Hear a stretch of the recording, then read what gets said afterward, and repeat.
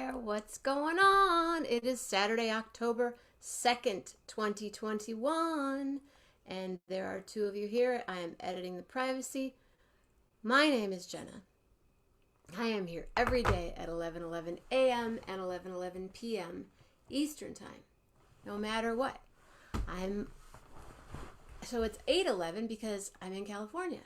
So it's a little earlier. I get stuff done, but I have to do it earlier in the morning. But that's all cool. Bless you, everybody. Woo, woo, woo. Let me do this really quick. I'm going to do this. Come over here. I am in Petaluma, California, and I had an incredible day.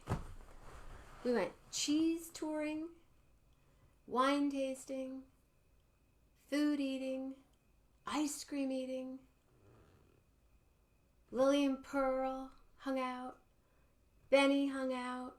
We all hung out. It's all cool. It was great. And I have some strange lighting. I feel it's a little too bright in here for me. But it's kind of bright because we're going to be talking about books. I'm in a home where the husband and wife are both librarians and writers. And so I need to kind of, just soak it up. Hello. Hi, Sister Lori's birthday. Is Lori here? Happy birthday to Sister Lori. Happy birthday to Patty's sister Lori.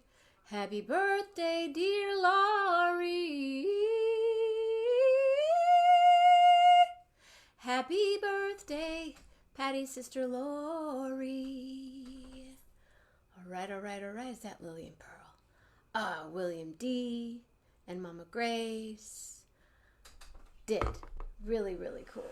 Really, really cool. So I'm just sitting in this super comfy chair. It even turns. I'm waiting for Andy to come on the show, and I'll let him. Oh, I know what's happening. Hold on, everybody.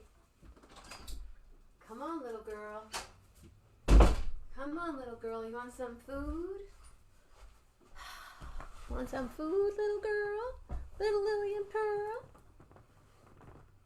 She says, not after that fried chicken that I had earlier. Take off your little outfit. She's here. You're here. I'm here. It's Saturday. This morning, cool to see Jeff and Layla and hear Lisa. And they're in Laguna Beach for one more week. Display and share last night. Super fun. Thank you, William. And tomorrow morning, Alex Martinez will be here. And tomorrow night,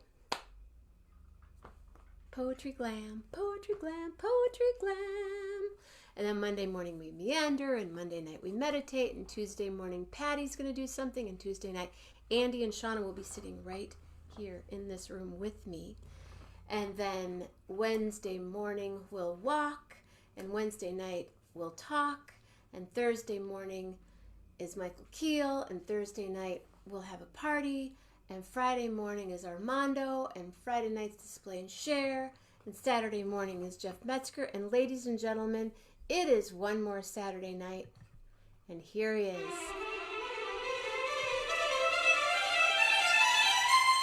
Mr. Gary Lambert in the house.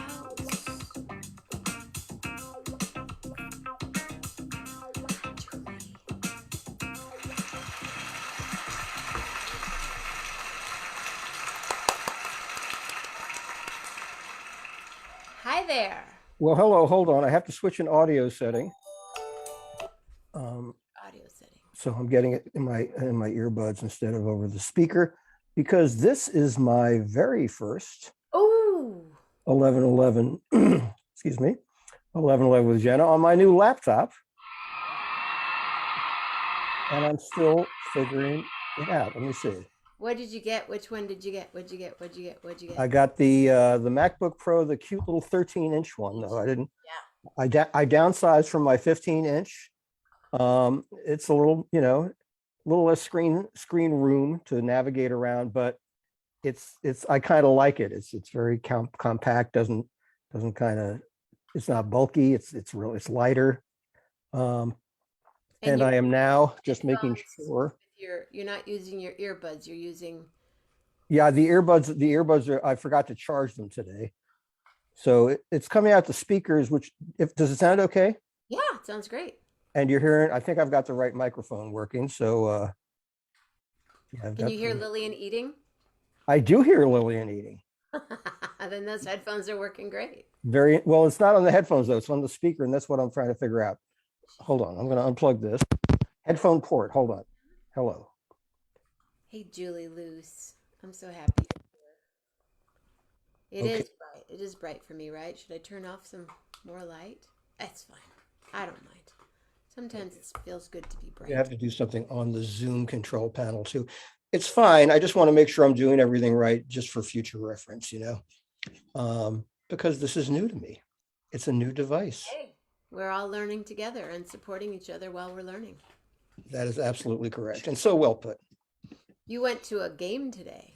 I went to a miserable baseball game. It How did was, that happen?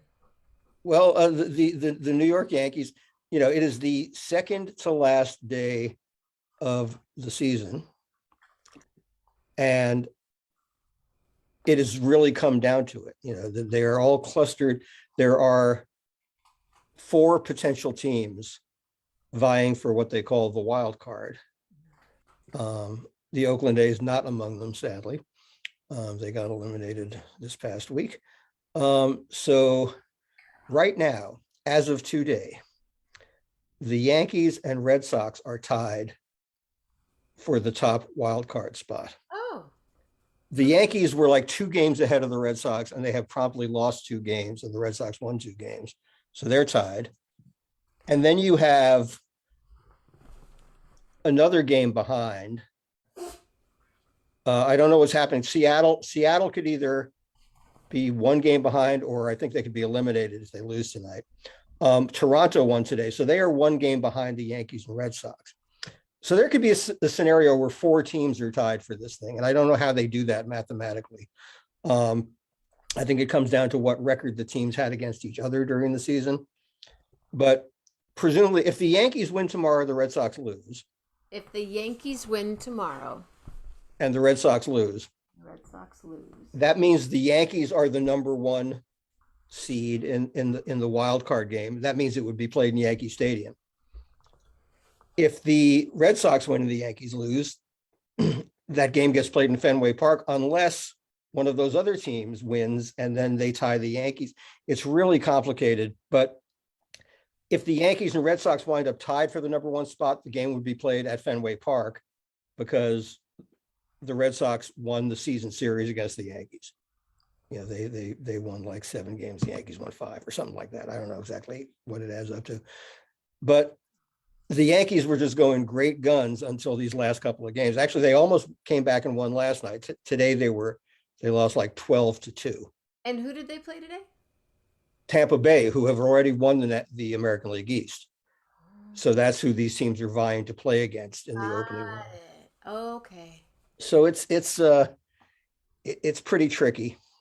That sounds tricky.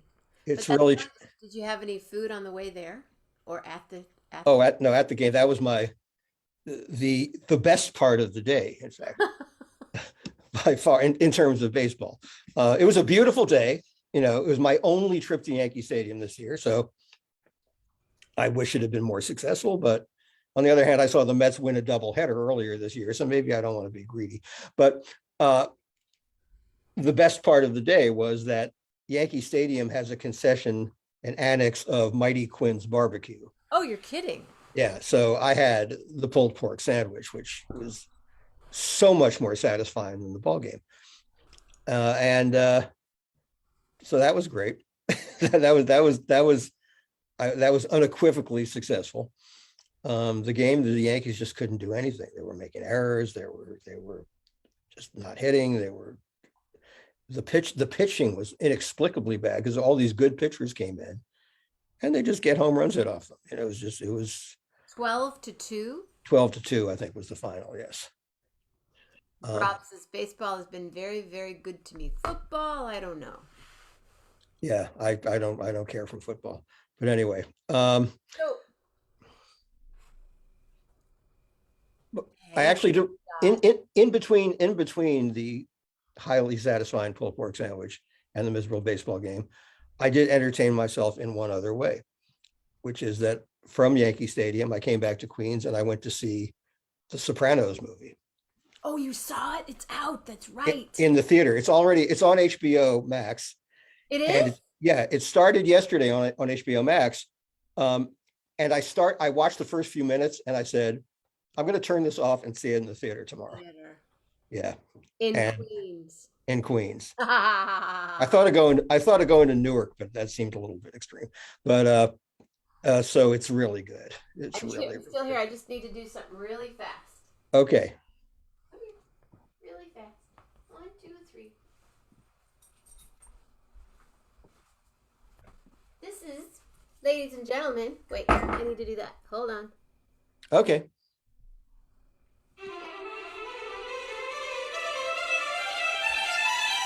Ladies and gentlemen, Benicia. That's not Lily and Pearl. It's not. It's Benny. Hi. Hi, Benny. Say Is that- hi, Mom and Dad. That's a Dodd family dog? It's a Dodd family puppy. Ooh, I cut off her clapping. And I see David Dodd is in the group. He's watching. Yeah. And he says, but let's talk about the Giants, to which I say, no, thank you. Here's Benny. No, congratulations to the Giants. They clinched the NL West. I think they tied, or no, if they won today, that means they broke the all-time franchise single season wins record. So good for them. Well, I And I guess the Dodgers are the wild card, so that'll be interesting. Benny and Lillian are on the couch. Lovely. They're on the couch. How sweet. It is really sweet. Oh, the Giants lost, David says, but it doesn't matter. Lost. Right. But they clinched the division. So they lost. So that means they wound up tied for their all-time franchise record. So right now, are you watching? Do you have your Zoom and then your Facebook on the same smaller laptop? I actually have the Facebook on my desktop. Okay. I could squeeze the It's hard yeah. because I do it on my phone. Yeah. And I have a little thing that I can extend my phone on. Oh, so they didn't clinch. Okay, so They didn't clinch. It comes down to tomorrow. I didn't realize this. The Dodgers won. Wow. So the Giants have a 1-game lead over the Dodgers now, I think. So tomorrow's the big game. Tomorrow's a big game. If the Giants win, they're fine. Hold on a second. Ready, everybody?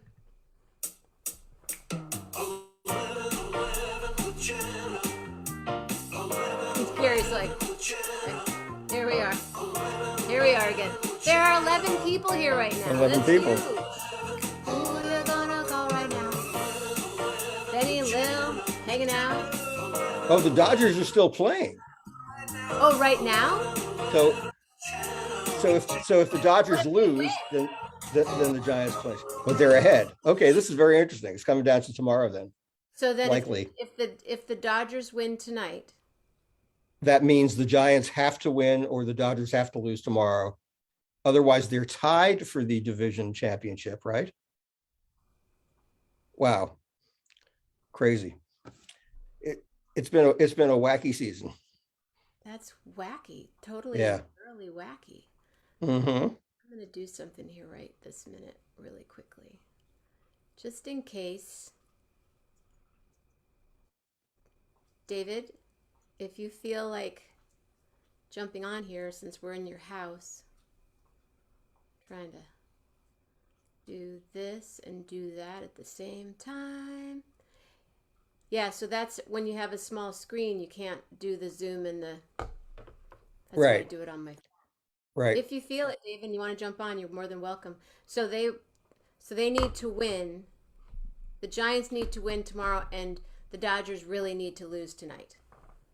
Or let me check the standings, because it could be if the Dodgers win tonight, that means that they will be. Let me look at the division standings. If the Dodgers win tonight, they will still be 1 game behind the Giants. So that means that the Dodgers would have to win tomorrow and the Giants would have to lose tomorrow to determine who wins the division. Anyway. Wow, and the Giants have come so far and have done so well, and to come down to this. They both had great seasons. Giants have won 106 games. Dodgers, if they hold on tonight, will have won 105, which is an exceptional number of games won. So, yeah. Are you naked right now? I'm confused. Okay, David says correct. Okay, well then. So I am in David Dodd's house right now. Right. In Petaluma. And I never realized this. I know the one book that he wrote, which is here, the complete Grateful Dead annotated lyrics. This is David's book. Fabulous, fabulous book. But did you know that he wrote this book with his wife, Diana? They edited that. It's a compilation. They may have written, or did they? I forget, David, was there like a foreword that you wrote, like an essay of some sort? It's been a while, but I love that book. The Grateful Dead, David Dodd and Diana Spalding, edited by. Right. Yeah. So it has some of the very best writing about the Grateful Dead over the span of their career. You know, so it's like the first show. Not from the first show, but the first time that anyway, you do it. You talk because I can. Well, it's kind of just from the beginning that people were taking notice of them and writing about them for publication. It's not a biography of the Grateful Dead. It's not a history of the Grateful Dead. It is critical essays. It's I guess there's some interviews involved. There are some, there are all kinds of different kinds of writing, reviews of their albums from way back. Good writing is the criterion, says David. So what's cool about this particular book right here is many of the authors, the writers of these particular articles autograph the table of contents. That's a great thing. Yeah. Even Robert Hunter. So wonderful. I am sitting in front of a stack of, this is its own little table library thing that spins. I'm not going to spin it because if I spin it, my microphone will go one way, my right. camera will go one way, and the laptop will go the other way, and then I'll have to go to your house. But there's a stack of Grateful Dead books that I'm thinking if I pull out one, you might have a little something to say about them. Okay, there are so many damn books about the Grateful Dead. It's insane. How many are there? Do you know? I don't know. David might know that better than me, but it's become, there were only a handful for a very long time, and then it sort of became this little industry. Like everybody had a Grateful Dead book all of a sudden. So Several people. This book. Oh, that's my pal and partner David Gans. Those are transcripts of interviews he did over the years. Yeah. And this is who you have your show with on Sirius. Every Sunday. David Gans. Who is your guest tomorrow? Do we have an actual? I don't think we have an actual guest tomorrow. I think it's just one of those free form, take the calls. We'll have stuff to talk about, including the fact that the Grateful Dead canceled the first two shows of the second leg of their tour because they are in Florida, which is a hellhole, and they refuse to endanger their fans because of Florida's COVID protocols, or did they endanger. Go there, or they're not there. Oh no! The shows aren't scheduled until later this week, and they announced the cancellation a few days ago. They're still at home right now. I'm on a Deadhead women page, and so many women are so bummed. They're like, "Oh my gosh, I had my flight and my this," and so sad because they pretty much. I mean, they made the right call. Yeah. Well, the question now is, are they going to cancel Texas? Because Texas is the double whammy, because Texas has got this horrific misogynist, attack on women right now, and it's got horrible COVID policies. So there's some speculation. I haven't heard anything. I'm not speaking from any authority, but if Texas got canceled, I wouldn't be surprised or terribly upset, except for the people who bought tickets. I'm bad for people. I'm going to hold off on this book because I'm going to have to ask. I want David to be, David, while I'm staying in your house, would you please be my guest sometime on the show and we can talk about these books? Okay. Oh, that's the title says it all. These are Robert Hunter's lyrics. Yes. And it's interesting. He makes little notations, and you're like, Hunter didn't talk about the songs very much, but he there are a few little pithy remarks, including the song called Keep Your Day Job, which Hunter claims was the only song that the Grateful Dead ever dropped from their repertoire by request of the fans. For some reason, that song was not. Yeah, I thought it was a fun little tune, but okay, David will be on the show. Okay. good. He should be. So, David, this is the same book but a different cover? Yeah, that was the first. That was the first anniversary. Okay. Yeah, that was the original cover. Okay. Now. Oh, I have this book. I sure did have this book. Oh, sure. That's a very early one. I mean, Dead Bass has come out in many, many, many editions over the years. A fake book for Grateful Dead, basically. Just talks about. Oh, this is the one about the list of the songs. Oh, the set list. Yeah, it's not a fake book. Yeah. But the fake book I bought it like in 1980 at Alpine, and I think I bought one of these at Alpine too. Yeah. Are you a part of this? I was not involved in the making of Dead Bass. So, that was basically what they started doing, was collecting information about what the Dead player would shows, based almost entirely and invariably on tapes, on, the listings that tapers had had written down on their tape boxes. That's how they figured out, what they played on a given night. Of course, many, many Grateful Dead shows are undocumented. Others were poorly documented. Others only had a few songs that they, that survived on tape. So it's been this self-correcting and correcting with fan input thing over the years. There were some lists they had wrong simply because someone had written the wrong date on a tape box, So it's been this ongoing research project, and they put out a 50th anniversary edition, not of Dead Bass, because Dead Bass hasn't been around that long, but they put out one for the 50th anniversary of the Dead. And unfortunately, what they did was they did corrections, but that was in a separate section. And then the back is just like a reproduction of the pages of the last edition of Dead Bass. So you have to go back, and it's a little cumbersome. I wish they had used, the incredible capabilities of the web to be doing ongoing corrections, and but I think that was also like they've been doing this so long, they just wanted to get it over with in a way. It's interesting. It's statistics in 1966. There were 97 shows in 1966. Yeah. There were 44 different songs played. Right, which is very small. Statistics for 1983. There were 66 shows in 1983. The average show had 19 songs. There were 111 different songs played. Yeah. 122. Oh, so this one ends in 1986. The average show had 17 songs. There were 46 shows, and there were 122 different songs played. Yeah. I have the giant 50th anniversary one somewhere, but it's not right nearby. This is fun. Yeah. Okay, let's see. What's next? I'm just pulling them out as I... Oh, okay. This is Dead Bass, The Complete Guide to Grateful Dead Song Lists. Right, that was volume 10.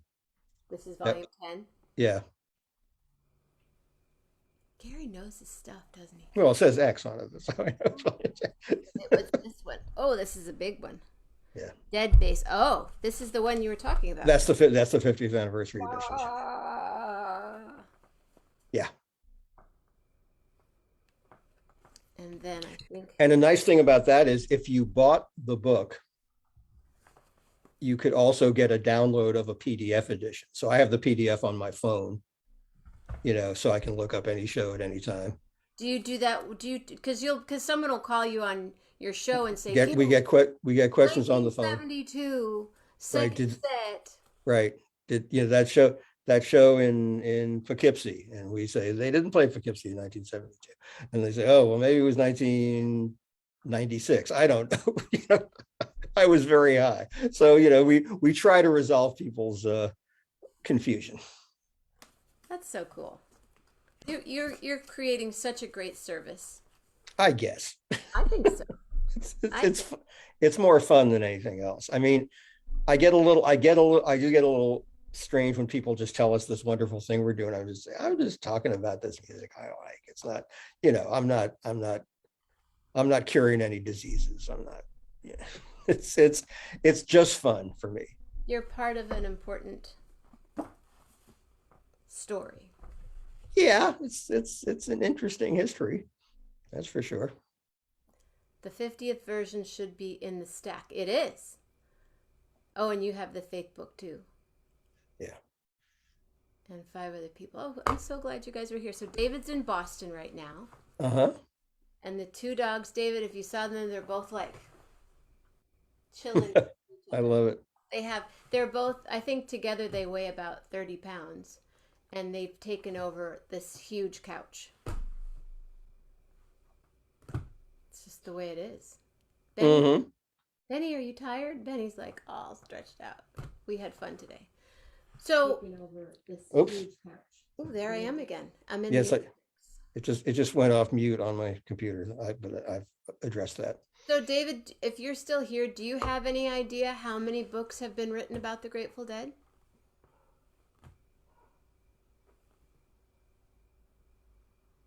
I'll wait for my answer off air.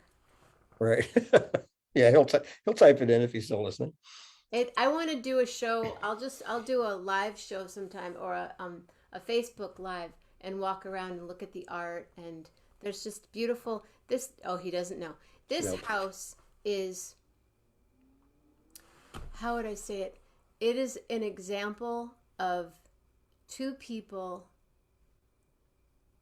that love each other, that have 2 children that they absolutely love, and a community of friends. I mean, you walk in here and you feel not just their love of their house, but their friends and their families. And it's just it's like you walk in here, I feel like I'm getting hugged every time I walk in. Right.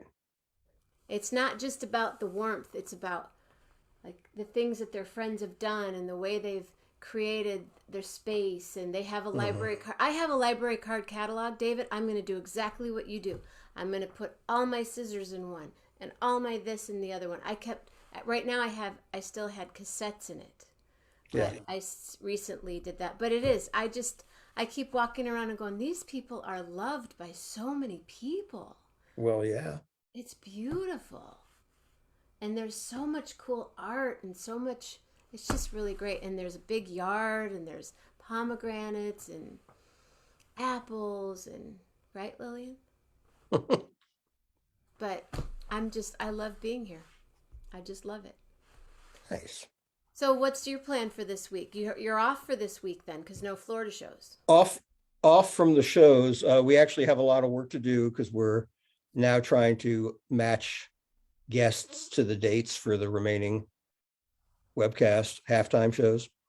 And that's it's challenging trying to nail people down to a date and just get all these availabilities. And we're working on some new, we've got to do some tech work to try we're going to try some new things in the second half of the tour, maybe. I can't make any promises, but there's some things we might try. And it's fun, it's basically the conversations between me and David and Brad Serling, who runs nugs.net, founded it, and we deal directly with him. And then we've got this incredibly diligent engineer guy who's taken on, he's the guy on site at the shows. So he's got to deal with every technical issue and make sure our guests get on smoothly. And he's running the stream of the show itself, which is, of course, the far more important thing. So it's really been fun. I think we got better at it as we went along. And I think if they let us do it next year, and maybe things aren't quite as restrictive in terms of people being able to mingle and travel and all that, maybe we'll get to do some broadcasts from the shows or from some of the shows. I hope so anyway. I hope so. Hey, Jeff Metzger. Hi, Jeff So Metzger. I started a rumor today that I don't know if it's true or not, and I probably shouldn't have said anything without getting confirmation. But have you heard that Terrapin is closing? There's been some discussion of that. Nothing is confirmed. There's been no announcement. There have been at least items in the press in San Rafael locally Mhm. that what's happening there is um, Phil and Jill Lesh bought the property. And then there was this area behind, this outdoor area that they wanted to use, but it's actually owned by San Rafael.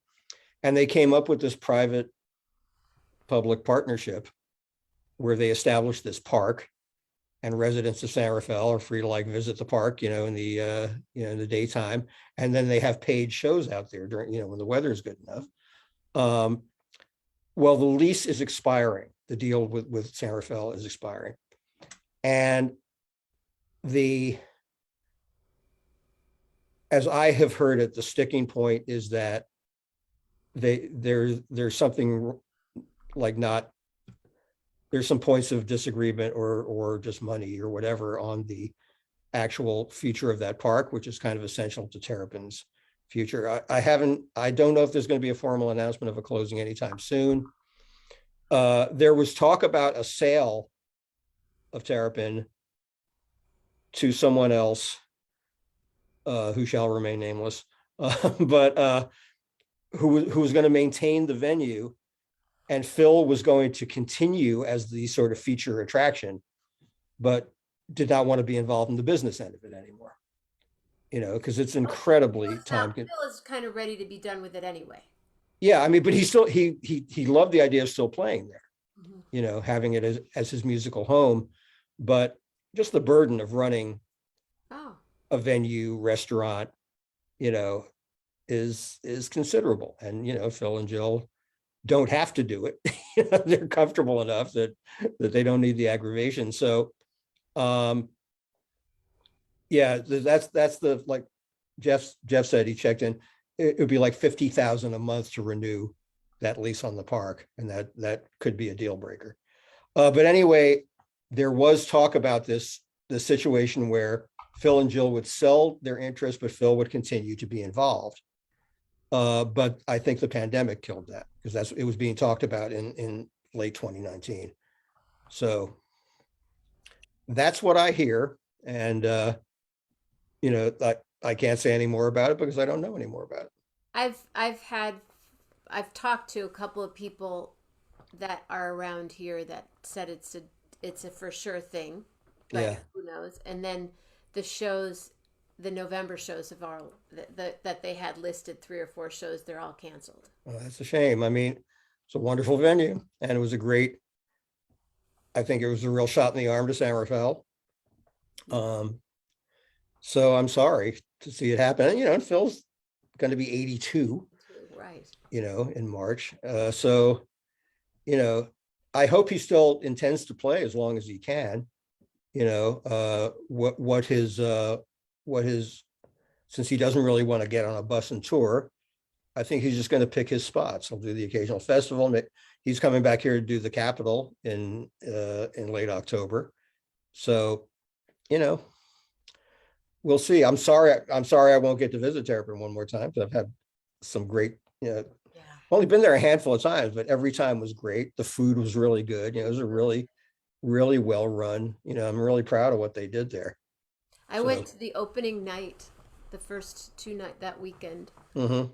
when Terrapin opened and Sweetwater. They opened at the same time, Yeah, Sweetwater reopened right around the same time and that then and then Bob came over to yeah, Terrapin.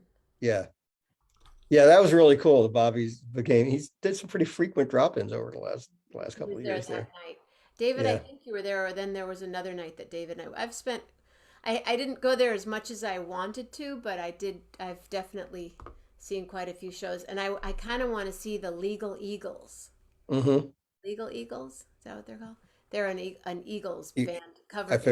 figured from the name. Yeah. So let's see. That was when did Phil open? Like 2013. So like a almost 8-year run. Yeah, 8 or 9 years ago. Yeah. Yep. So what's your week going to be now that you're not? Well, like I said, we've got a lot of work to do this week. Did you ever, are you planning to go into the city? Are you doing any? Um, actually, I've got like a at least one lunch date with a friend, a possible music thing with another friend. I'm still, now that I'm going to use the free time to some extent for sure. I might try to go see a Broadway show. I want to see Hadestown. Um, so yeah, I'll try to pack in some fun. Last night, I actually got turned on to a friend's extra ticket to see Jeff Tweedy in Brooklyn at this new, very intimate venue. I mean, I think much smaller than a place Jeff would normally play. I think they coughed up a bunch of big bucks for him to, because it was the official opening of the place. They've had a few gigs there already, but this was like the formal opening. So he played 2 nights there, and it was just great. It was really, yeah, Yeah, that looked really cool. yeah. So So David was at the first 15 shows. wow, He's a very dedicated fan. yes, indeed. Phew. Illegals. They're called the Illegals. The illegals. Yeah. Nice. I've never seen them since it costs $500 to go see the Eagles. That's true. And go see the Eagles play their records note for note. I mean, do you know about the hidden guitarists? I don't think they're doing that anymore. They had guitarists hidden under the stage. So when they had those multi-track guitar parts, these guys, they didn't want the audience to know that. But that was a really strange, when the Eagles went back on tour. I think it was before they all fell apart, before Don Felder got kicked out again and all that stuff. But what's on Broadway right now? Well, Broadway is reopening. So the shows that were shut down but able to survive, the Aaron Sorkin To Kill a Mockingbird is reopening with Jeff Daniels. And he left the cast and decided to come back, which should be, so that's going to be impossible to get tickets for. And what else? Well, I saw the David Byrne show, which was just wonderful. And that the show that Connor McPherson played with Bob Dylan music, Girl from the North Country, is supposed to be fantastic. That's reopening. Yeah, they're David Dodd and I are having the same thoughts at the same moment right now. Yes. I don't know about Val. Do you know about Val? I don't know about Val. Valerie. What is Val, Jeff Metzger? Yeah, what is that, Jeff? Oh yeah, Suzanne. Yeah. Hey. Oh, by the way, for those who have TCM, Do you have TCM, David? TCM in October is doing like these themed evenings, and every Monday night in October is going to be country music oriented, either films about the genre, or in some cases it'll be films with country artists as actors, like I'm sure it'll be 9 to 5 with Dolly, and Chris Christopherson did some movies as an actor in which he didn't play a country singer. So but the one that I am really urging people to see is a film from 1972 called Payday, and it had extremely limited distribution, kind of vanished without a trace, and then never came out on DVD. It is Rip Torn in one of his most amazing performances as this really massively self-destructive country singer named Maury Dan. It got rave reviews, but it just didn't do any business. And it was actually executive produced by Ralph J. Gleason, who had a deal. It was produced by Fantasy, Saul Zaentz, and the movie division of Fantasy Records, which actually later became successful because they did One Flew Over the Cuckoo's Nest. Yes. But at the time they were just struggling to get off the ground. They didn't really have the funding to promote it properly.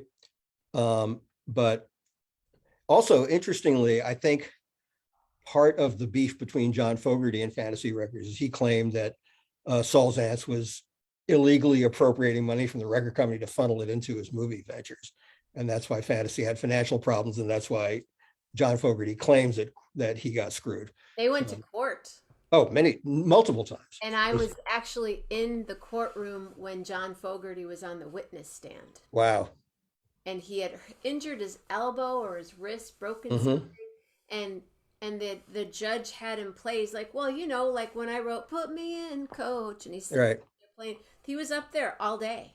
Yeah. Well, the amazing thing was, Saul Zaentz sued him for that song "Zans Can't Dance," and they actually changed it. They changed the lyric on the subsequent pressings. But the funniest thing about it was that Saul Zaentz sued John Fogerty for plagiarizing himself. Right? Because that song, "Old Man Down the Road" from Center Field, had a very similar vamp to "Run Through the Jungle." But of course you can't plagiarize yourself, so it was a total nuisance thing. So they wound up settling, and they had these ethnomusicologists from New York, and oh yeah, and Warner Brothers had this like super. They all looked like Michael Douglas in Wall Street, and right. My friend Al Bendick was representing Fantasy. He was one of the owners of Fantasy, right? And we all had lunch together, and they're sitting there analyzing. I was like 23 years old, and I'm sitting there watching these people analyze note for note of this song and then playing it over this song. It was fascinating.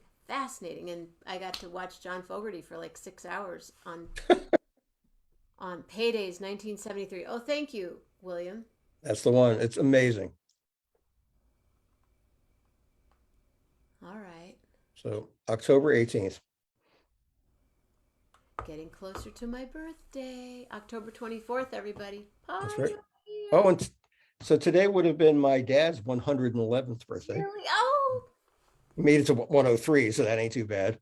And October 2nd is also a holy day because it's the birthday of Groucho Marx. So one of my deities, yes. Oh, I like that. Yeah. Huh. He would have been 111. 111. Wow, Gary. What a legacy you have. Yeah. In that beautiful home and that couch. Oh, the couch, yes. Couch. So the couch isn't going to be... Do you talk about the couch on your show? Oh, all the time, yeah. Well, because people ask, we get it gets mentioned on the radio show. It gets mentioned on Twitter. It gets, it's I joked about wanting to do a couch tour with the couch on tour, like go another, and people are now lobbying for that. So I think it needs to happen. I think it does need to happen. Do a whole. You could do like interview people all over the country on the couch. On the couch. Yeah. It's a sectional, so it's got a lot of length. Yeah. Does it go? Is it long and then the thing? Yeah, it's kind of got this little break in it here, and it's sort of it's quite a thing, the couch. So now that they're not playing next weekend, can I ask you a question? Sure. What are you doing next Saturday night? I foresee no problem that would prevent me under any circumstances from missing 11/11 with Jenna. Woohoo! We'll be here. And I didn't do my 1,000 extravaganza on Friday because I was on a plane. Right. Yeah. So we're celebrating the 1,111th show. Yeah, that'll be the big one. 24th. That'll be massive. Yeah, that'll be, I think, and I have had some encouragement to do a 24-hour show that day. Yeah. But we'll see. Maybe it'll go into the early hours of the morning. Mm-hmm. Because if there's people there, I'll be And there. and you can sing in the wee small hours of the morning In at the that wee point. small hours. I could do that. It's a great song. That's the most ridiculous thing you've ever heard. What are we talking about? What Oh, was it? I think she's sort of quoting Groucho Marx. Oh, I'm sorry. See, I don't. I used to watch that show. Oh, You Bet Your Life. Oh, Fantastic. Bet Your Life. It was on Channel 32. Hmm. Chicago had this funny. It was like an oldie station. They had um, the Little Rascals, Yeah. Three Stooges, and You Bet Your Life. Yeah. And I've listened to all of the I Love Lucy things on the or Lucille Ball Serious interview. Have you Yeah. listened to those? So cool. There's now also TCM has a Lucille Ball podcast that they just started, which I'd really like to hear. Different than what I'm listening to I on. think it is. I think it is different. Yeah. Really? Yeah. Wow. See, Gary, I learned something. That's why I love connecting with you. I love doing this show every day and every night because something always cool happens. But every time you're here, I learn something else new. I might just have to get TCM. Well, actually, the podcast you don't need TCM. That's like a podcast you can subscribe Oh, there's to. a TCM podcast? Yeah, they started this thing. They've had 3 seasons now, Lucy being the third one. The first one was all about Peter Bogdanovich. It was like Ben Mankiewicz from TCM interviewing Peter Bogdanovich about his extremely colorful and tumultuous career. The second season, which I haven't listened to any of these, and I really want to go back and do it, and they're all available. The second season was about the making of one of the great movie fiascos of all time, which was the attempt to turn Tom Wolfe's The Bonfire of the Vanities into a movie. And it just was horrible. And, it was like all this top talent, Brian De Palma directing, Tom Hanks, Melanie Griffith, and I forget who the other major star was in there, Bruce Willis. And Bruce Willis? Bruce Willis, when Bruce Willis was very hot. And this movie tanked so horribly and got the worst reviews ever. And it was like one of the most celebrated novels of its time. And they could not have blown it worse. So that the whole second season of the podcast is about that. And then the third one is called The Plot Thickens. That's the title of the podcast in general. It's Oh, called okay. Every season is called The Plot Thickens, and this season is about Lucy. Yeah. How did a small town girl who was told she had no talent become the funniest, most recognizable woman in America? Yep. From her early years as a model to her triumphant takeover of television, this is the story of Lucille Ball as never heard before. Wow. Yeah. Thank I you. love watching I Love Lucy Lucille Ball stuff in Oh, I movies. know. Because first of all, she was amazing looking. And she when she became a comedian, on TV, she really kind of like de-emphasized how gorgeous she was, because she was supposed to be the wacky housewife.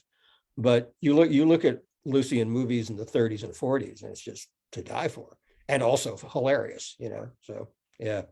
Yep. Well, wow. I'm psyched. Everybody get it. Get it, Yep. get it. Well, Mr. Lambert, I'm going to jump off. It's early. It's kind of nice. It says it's midnight on my laptop, but I know it's only 9 p.m. and I need to get these kids out one more time tonight. Yeah. Even Yeah. though- I'm actually reaching that. It's been a long day, yeah. and the Yankees crushed my soul, so that didn't help. Oh, we have to find out who won the game tonight. Yeah. Oh, yeah. The Dodgers. Let me check that Dodger score. Hold on. Check the score. Um, In spite of Desi. oh yeah, Dodgers are now 8. Actually, not in spite of Desi. Desi was kind of the genius behind I Love Lucy. He ran that show. Desi Lou Productions. And he created like what we that method of filming TV shows live with multiple cameras. He innovated a lot of that stuff. So other people had done it, but not well. Really, he was so smart.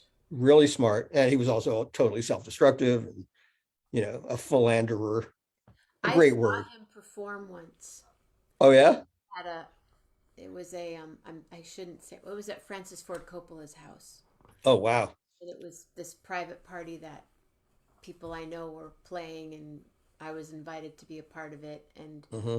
performed there. I Did actually I went to a book signing. He wrote an autobiography and I went to the book signing of his autobiography in San Francisco. So shook his hand. that's neat. Yeah, just out back. We're just gonna go play out back. But they're both snoring pretty hard right now. Can you hear Benny snoring? Benny got skunked the other night. So Oh man. I've I've I have a new concoction. Thank you to Katie, and that's that's the next thing to happen. But just out back, right, Lillian? Don't worry. You as long as you don't get skunked, you don't have to take another bath. Do not get skunked ever. Not a good idea. No, no. And Betty's just a little tiny thing with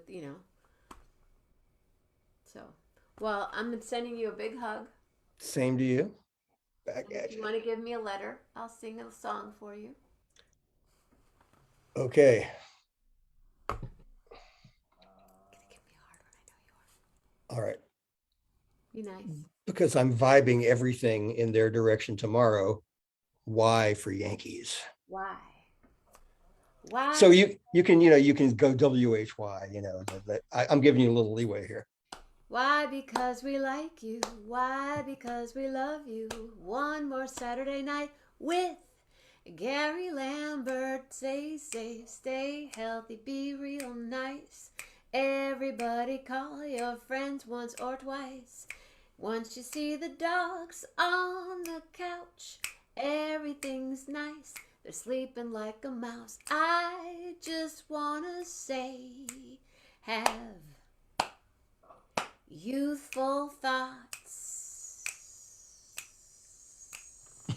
Yowza words and a young heart. Why? Because we like you. And why? Why? Because it's kind of like New York, and things go the way they do. And I'm so glad Gary Lambert is here. One more Saturday night with Why do we do this to us? Because we're having fun.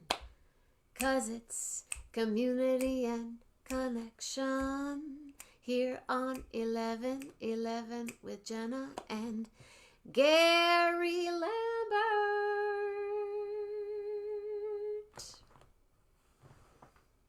Good night, everybody. Love hard. How hard, Gary? I'd have to say real hard. Real hard. Good night. Night. Thank you. Love you. Love you too, man. And all of you too. I really do.